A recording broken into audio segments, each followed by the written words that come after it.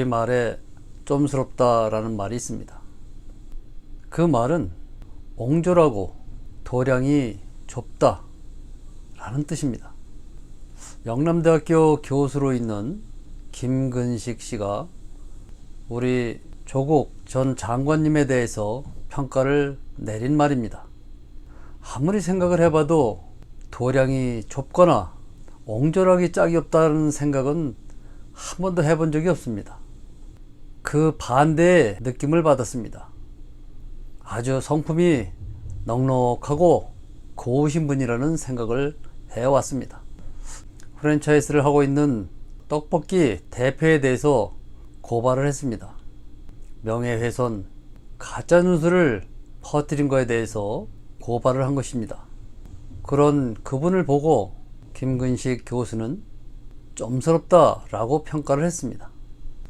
조 교수는 넘볼 수 없는 산과 같은 큰 존재임을 암시하는 말이었습니다. 좀스럽다. 저는 평상시에 김근식 교수가 상당히 작은 사람이구나, 무엇인가 크게 생각지 못하고 근시안적으로 보는 사람이구나 하는 생각을 평상시에 가져왔습니다.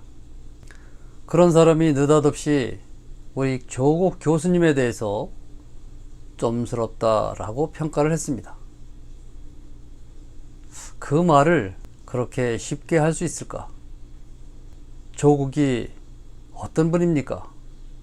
민정수석으로 발탁되기 이전부터 세간에 관심이 집중되었던 분입니다. 특히 보수 세력들로부터 엄청난 견제를 받고 모함에 휩싸였던 분이죠. 민정수석을 마치고 문재인 대통령께서는 법무부 장관에 임명을 했습니다. 법무부 장관에 임명되면서 그분이 받았던 고통은 대한민국 국민이면 누구나 알 것입니다. 그럼에도 불구하고 그분을 좀스럽다, 도량이 좁고 이해심이 없고 아주 작은 사람이다라는 평가를 하고 있습니다. 아마 제 생각에는 김근식 씨가 이런 상황을 거쳤다면 그는 스스로 울분을 견디지 못하고 펄펄 뛰다가 스스로 혀를 깨물고 목숨을 버렸을지도 모를 사람이었습니다. SBS 이현영 기자가 조국 장관님께 소리를 지르던 장면이 귀에 생생합니다. 그래서 기자를 고발할 겁니까?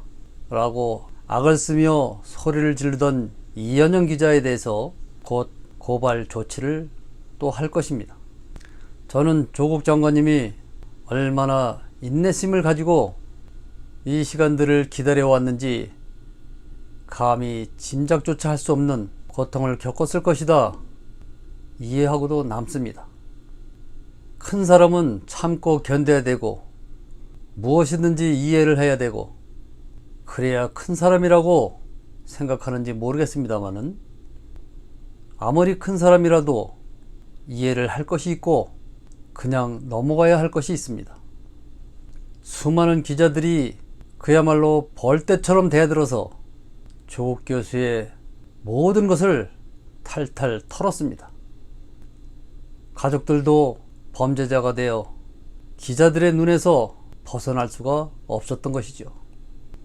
조국 교수님께서 떨리는 목소리로 우리 딸아이가 혼자 살고 있습니다. 밤 10시가 넘어서 남자 기자분들이 2명씩 찾아와서 문을 두들기고 나오라고 하는 말들이 얼마나 우리 딸에게는 공포심을 주는지 여러분들이 이해를 해 주시기 바랍니다. 그런 일들이 없었으면 좋겠습니다 라고 애원하시듯 말씀하시는 모습을 기억하고 있습니다. 그런 분이 좀스럽다. 지금이 몇 달 됐습니까? 거의 1년이 되도록 그 많은 시간들을 시달려 왔는데 그분이 좀스럽다. 그렇게 울분을 사귀고 가슴을 쥐어짜면서 기다려온 그 시간을 이제 하나하나 또박또박 점검하고 돌아보고 있는 이 시점에 좀스럽다. 문재인 대통령과 조국 장관, 그리고 유시민 씨, 추미애 법무부 장관까지 빨갱이로 몰아갔던 김상현 국가대표 떡볶이 대표에 대해서 고발을 했습니다. 당연히 고발을 해야 되죠. 그 수많은 엄청난 고통을 겪어온 그분에 대해서 좀스럽다. 저는 지금까지 모든 기득권을 다 누려온 미래통합당과 그 보수 세력들의 후예들에게 이런 말을 한번 하고 싶습니다. 그만큼 누려왔으면 됐지, 무엇을 더 누리려고 이렇게 좀스럽게 행동을 합니까? 여러분들이야말로, 당신들이야말로 정말 좀스럽습니다.